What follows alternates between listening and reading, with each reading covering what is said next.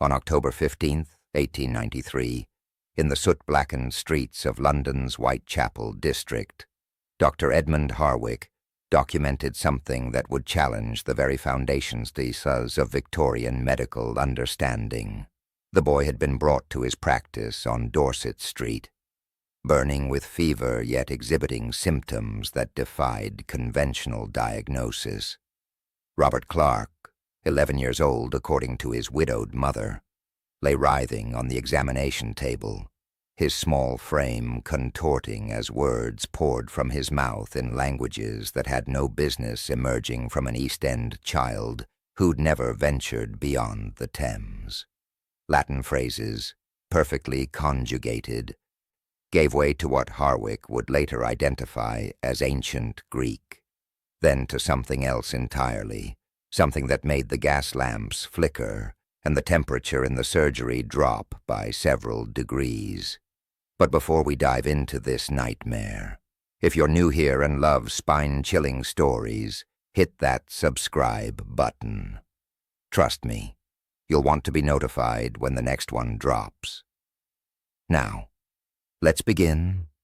Dr. Harwick's meticulous documentation over the following week would become the most disturbing medical record in Westminster Hospital's archives, though few would ever be permitted to examine it. Each episode followed a predictable yet increasingly unsettling pattern. Robert's temperature would spike to exactly 104.7 degrees Fahrenheit. His pupils would dilate until the blue of his irises nearly disappeared, and then the languages would begin. The Latin came first, always, flowing with the eloquence of a classical scholar, describing the Forum Romanum in intricate detail, down to the specific merchants' stalls near the temple of Vesta, and the particular way sunlight struck the marble at the third hour.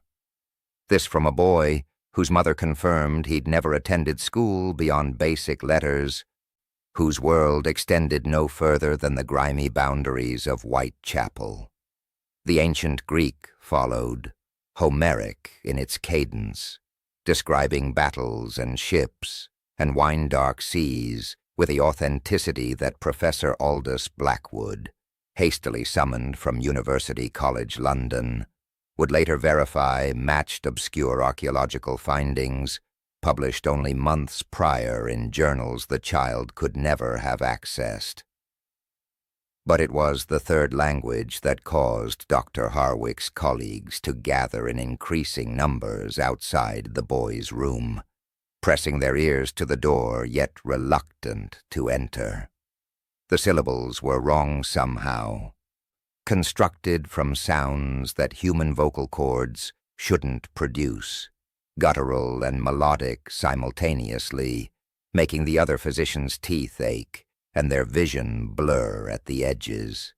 During these episodes, Robert's small hands would move as if writing, and when provided with paper and ink, he produced symbols that resembled no known script, though they maintained a disturbing consistency across multiple episodes. Between these linguistic torrents, during brief moments of lucidity that grew progressively shorter, Robert would speak in his natural Cockney accent about the grey place between, his voice dropping to a whisper that nevertheless carried throughout the ward.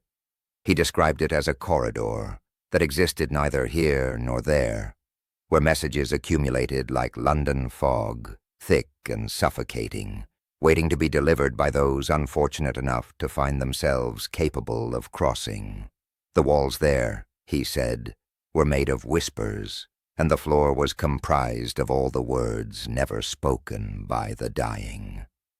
By October 22nd, 7 physicians had witnessed Robert's episodes, and the documentation had grown to fill 3 leather-bound volumes.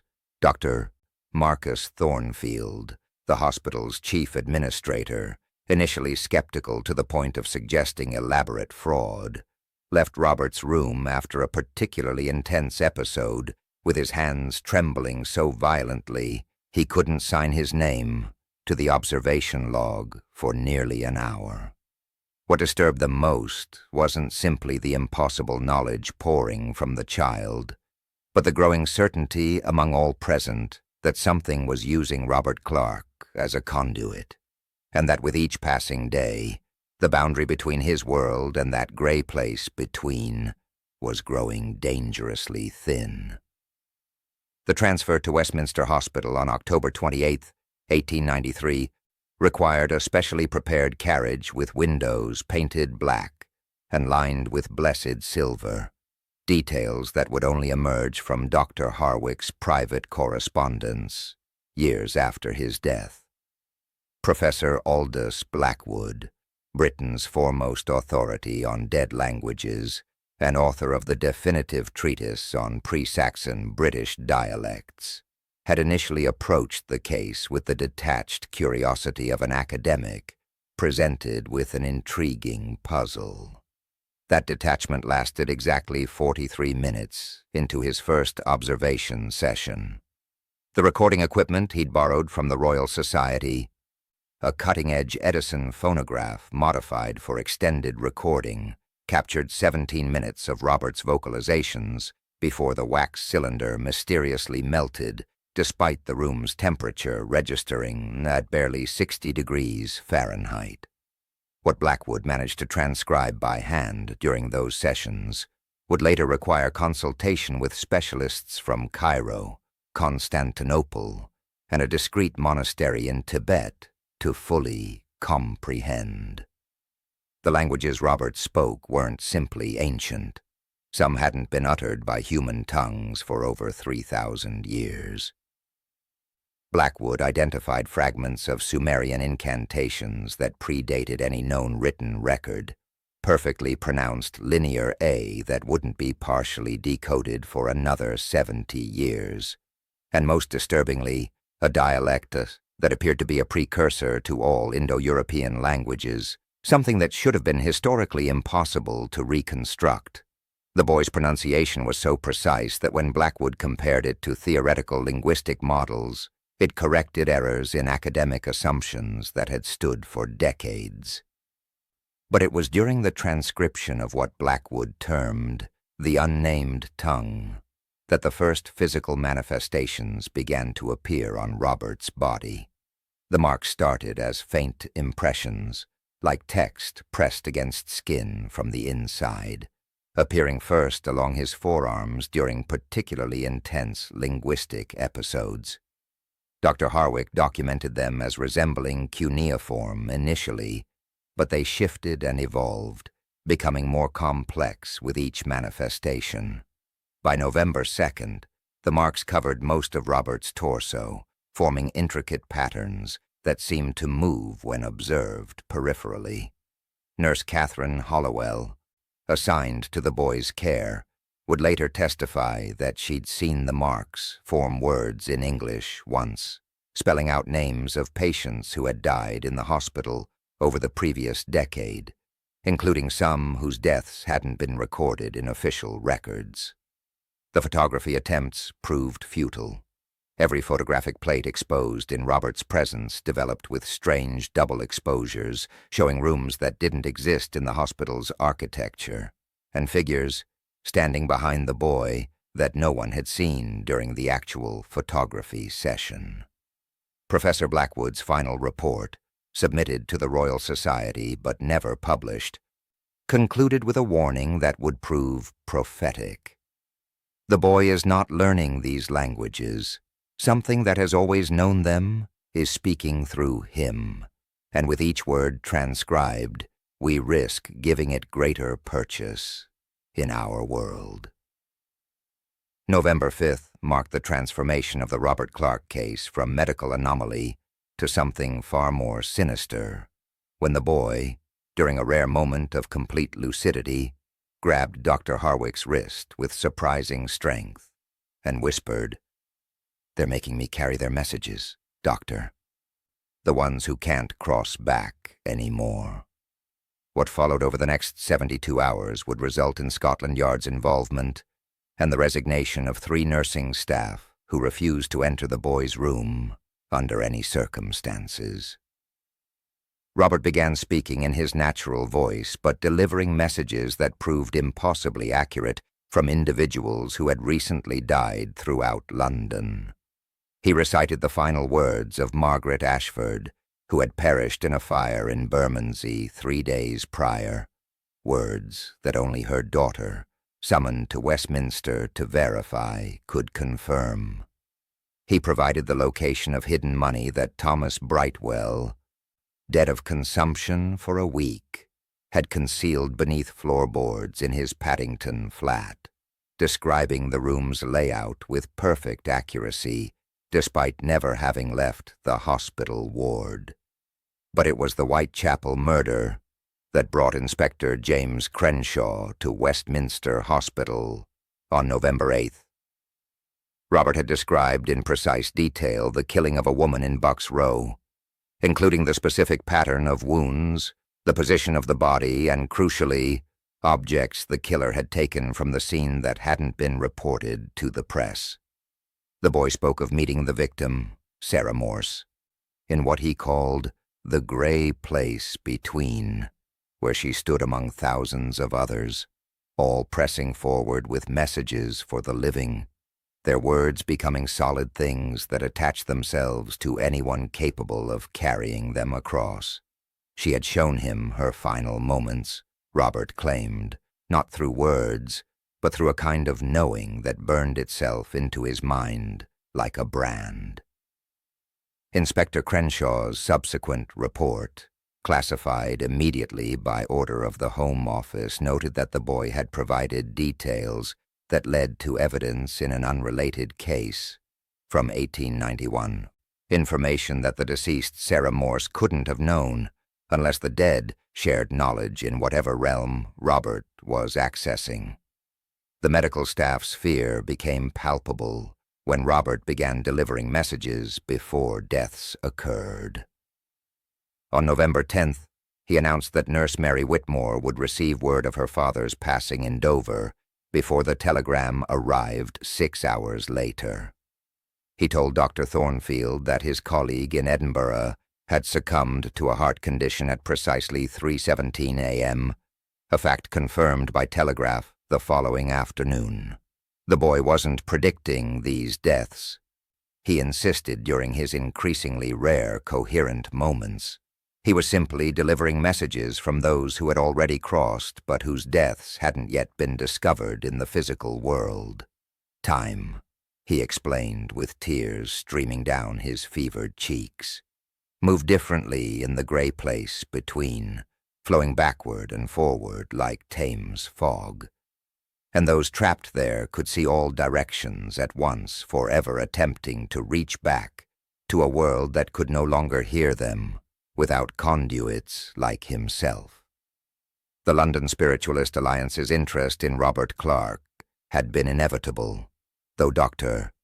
Harwick had fought vigorously to prevent their involvement, understanding instinctively that whatever afflicted the boy existed far outside the realm of parlor seances and table rapping.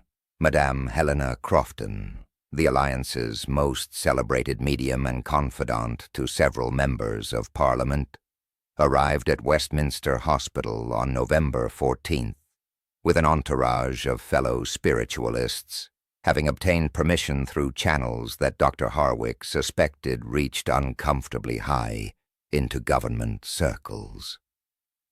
The session began at precisely midnight in the hospital's seldom-used surgical theater, with Madame Crofton insisting on surrounding Robert with the traditional accoutrements of her trade, crystals from India, candles of specific colors arranged in patterns she claimed were revealed to her by her spirit guide, and most significantly, an ornate mirror that had supposedly belonged to John Dee, Elizabeth I's notorious advisor and occultist.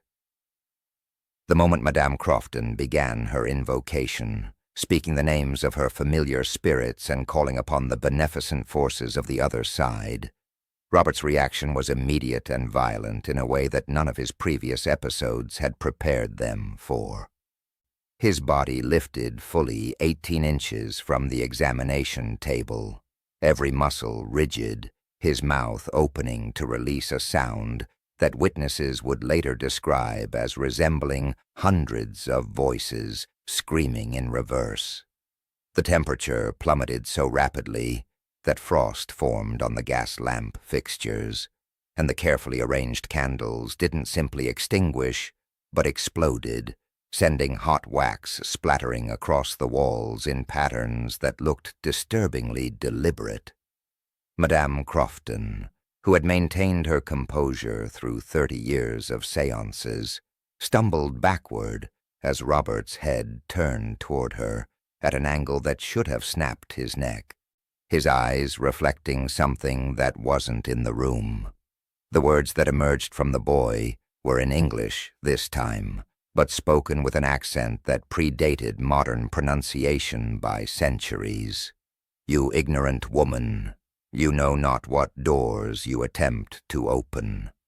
The gray place between is not your spirit realm of peaceful dead and gentle messages. Things that were never human wait there.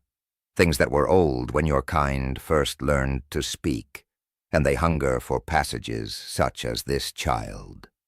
The mirror that had belonged to John D. cracked from corner to corner with a sound like breaking bones, and in its fractured surface, every witness present would later swear they saw faces that weren't reflections of anyone in the room, pressing against the glass from within as if trying to break through. It was then that the first disappearance event occurred, witnessed by 11 individuals, including Inspector Crenshaw, who had remained to observe the session. Robert's body became translucent for exactly 17 seconds, fading until the table beneath him was clearly visible through his nightshirt, before solidifying again with such sudden violence that the surgical theater's windows shattered outward, despite the absence of any explosive force. When the boy returned to full solidity, Madame Crofton was found unconscious, bleeding from her ears, and she would never practice mediumship again, spending her remaining years in a private sanatorium, repeatedly drawing the same symbol that had appeared on Robert's skin, muttering about the things that swim in the gray spaces between the worlds. By November 20th, 1893, the physical manifestations surrounding Robert Clarke had escalated beyond anything Dr. Harwick's medical training could rationalize, and his journal entries from this period reveal a man watching his understanding of natural law disintegrate with each passing hour. The temperature anomalies had become so severe that ice formed on the windows of Robert's room even as the rest of the hospital remained unseasonably warm for November, and breath became visible from anyone who entered, crystallizing in the air in patterns that lingered far longer than physics should have allowed. Harwick documented that thermometers brought within 6 feet of the boy would drop to temperatures that shouldn't have been possible, without killing every living thing in the vicinity. Yet Robert himself remained burning with fever, his skin hot enough to blister the hands of nurses who attempted to cool him with damp cloths. Objects in the room had begun to move without any visible force acting upon them, not violently, but with deliberate purpose. Medical instruments arranging themselves into symbols that Professor Blackwood identified as pre-Christian ward signs, while heavier furniture would slide across the floor to block the door whenever certain visitors approached, as if something was selecting who could enter the boy's presence. The writing began appearing on November 22nd, first noticed by Nurse Catherine Hollowell during her night rounds, when she discovered text covering the walls of Robert's room in languages that shifted and changed as she watched, words in Latin becoming Greek, becoming something older, all describing the same terrifying concept from different cultural perspectives, the spaces between worlds where things that should not exist gathered and waited. Dr. Harwick's journal from November 23rd contains increasingly frantic entries, his typically precise handwriting deteriorating into barely legible scrawls. The boy floated 3 feet above his bed for the entirety of my examination. When I attempted to pull him down, my hands passed through him as if he were mist, yet he remained solid to sight. The walls are bleeding words now. Not ink, but something that smells of copper and burnt paper.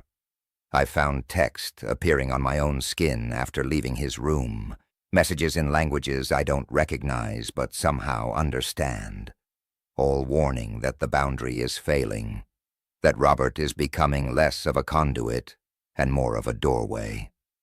The most disturbing entry, dated November 24th, describes how Robert's shadow had begun moving independently of his body, stretching across walls and ceiling in impossible directions, and within that shadow, other shadows moved, humanoid but wrong, with too many joints or not enough, reaching toward anyone who came close.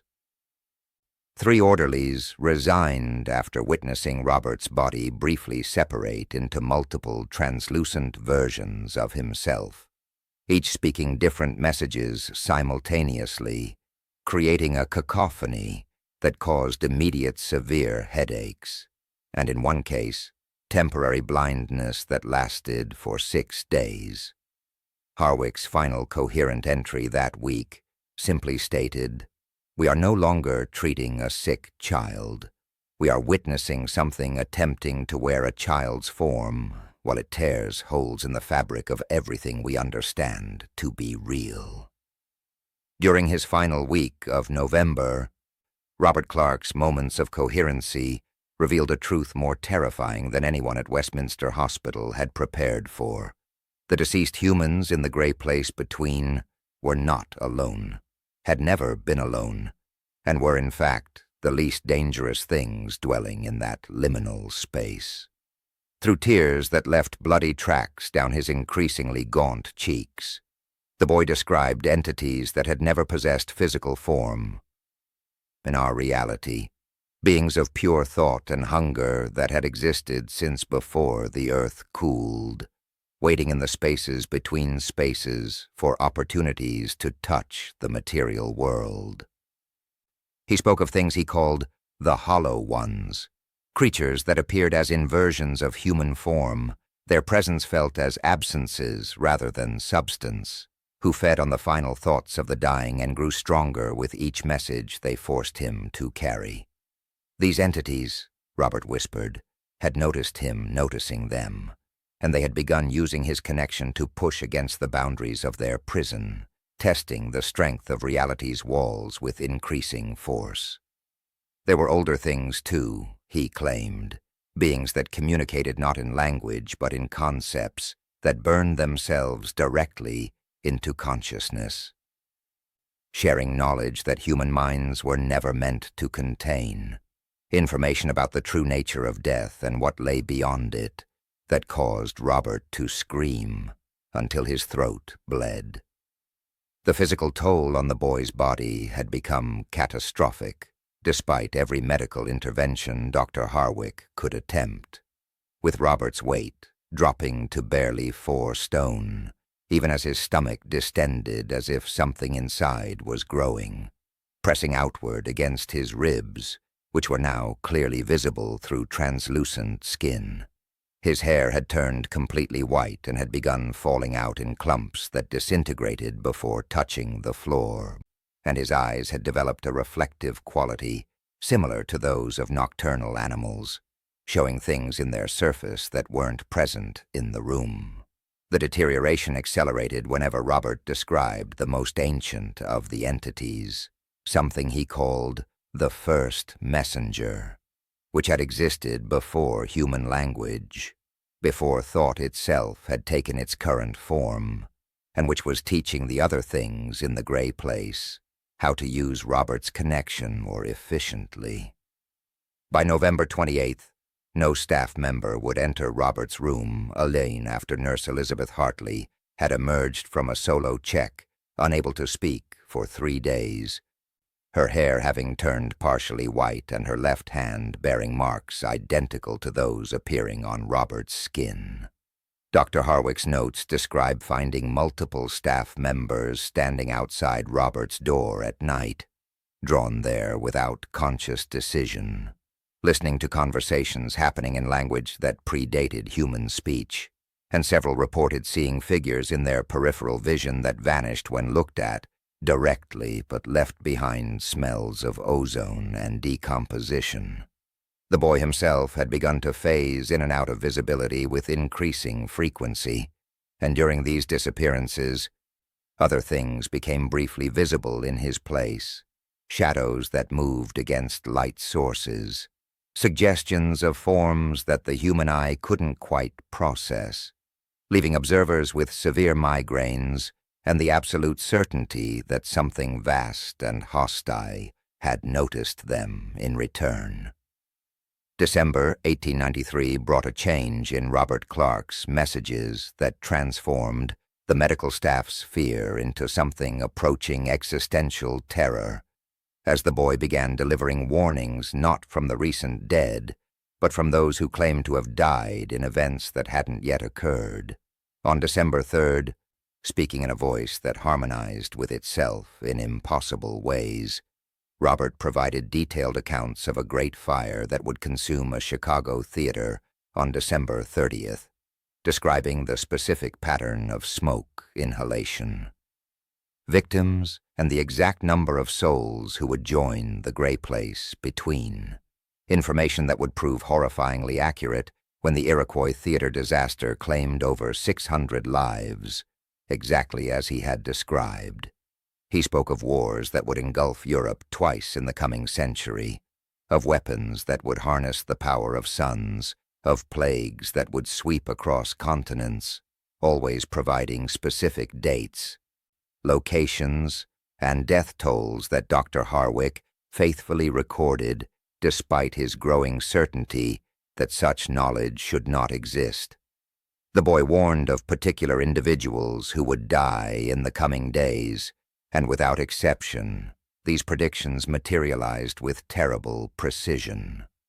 The dock worker who would fall into the Thames on December 7th, the society woman who would choke at a dinner party on December 11th, the 3 children who would succumb to scarlet fever on December 15th, all exactly as Robert had described, down to their final word.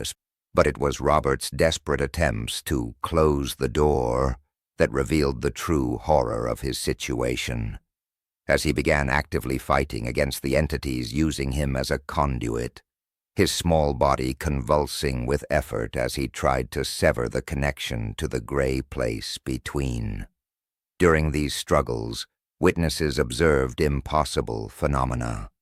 Robert's form would split into multiple versions of himself, some solid, others translucent, all screaming in different languages as they fought against invisible forces that left very real marks on his flesh.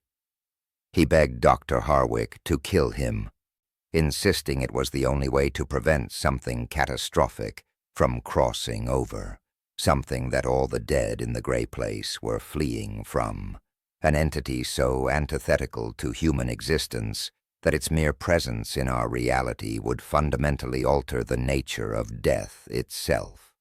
The medical documentation from this period would later show disturbing alterations that no one could explain. Pages written in Harwick's hand that he swore he never penned, describing procedures that violated every principle of medical ethics. Photographs that developed showing rooms filled with surgical equipment that had never existed in Westminster Hospital, and most unnervingly, patient records for individuals who wouldn't be born for another 50 years.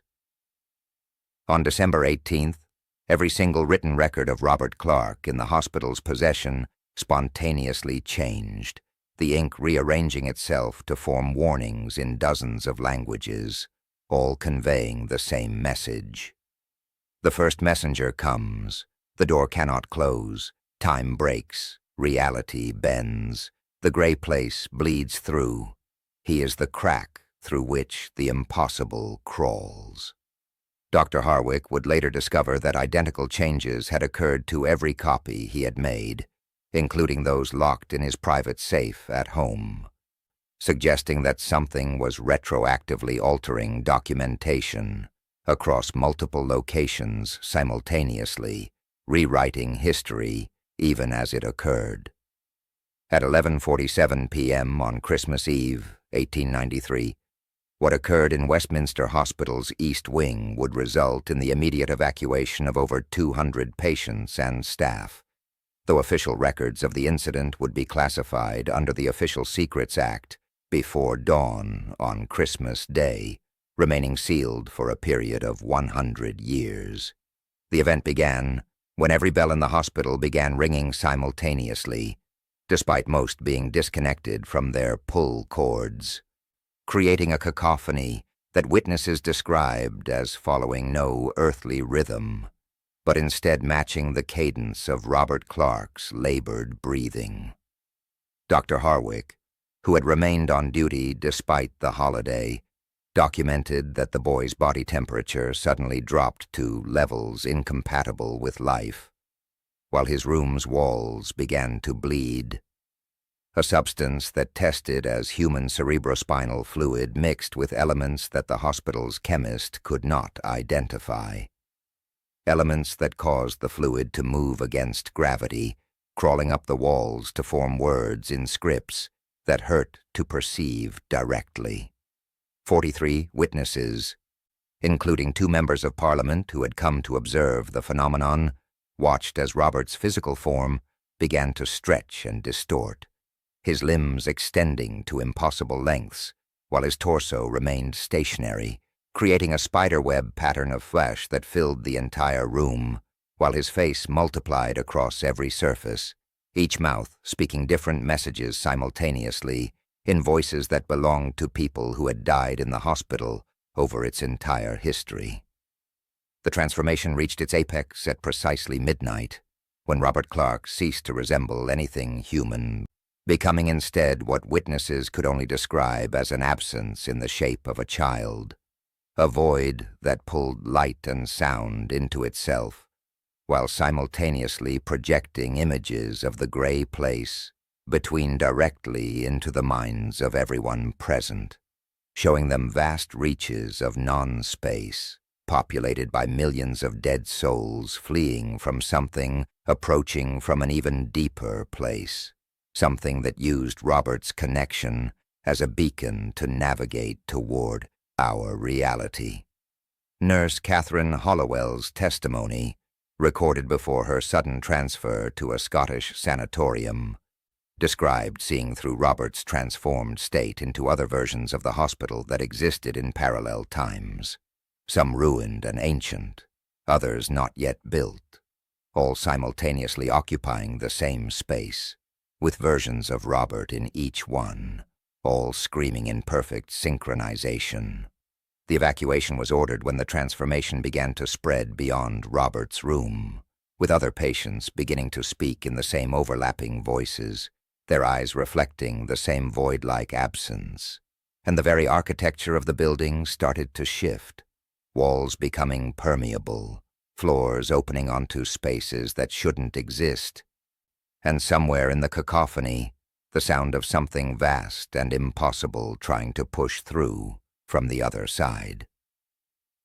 The incident ended as suddenly as it began at 12:33 a.m., when Robert's form snapped back to that of a small dying boy. But every clock in the hospital had stopped at midnight, and despite multiple attempts to restart them, they would never work again, forever marking the moment when something fundamental about the building had changed, leaving it touched by whatever had tried to cross over during those 33 minutes of Christmas morning. On December 26, 1893, at approximately 3:00 a.m., Robert Clarke vanished from a locked room under circumstances that defied every natural law, witnessed by 2 guards stationed outside his door, who reported hearing what sounded like thousands of voices whispering in unison before sudden, absolute silence. When Dr. Harwick opened the door 17 minutes later, he found the room empty except for a perfect outline of the boy's body burned into the mattress and every surface covered in a thin layer of gray dust that, when analyzed, proved to be composed of minerals not found on Earth, along with traces of human bone from at least 40 different individuals, none of whom matched Robert's biological signature.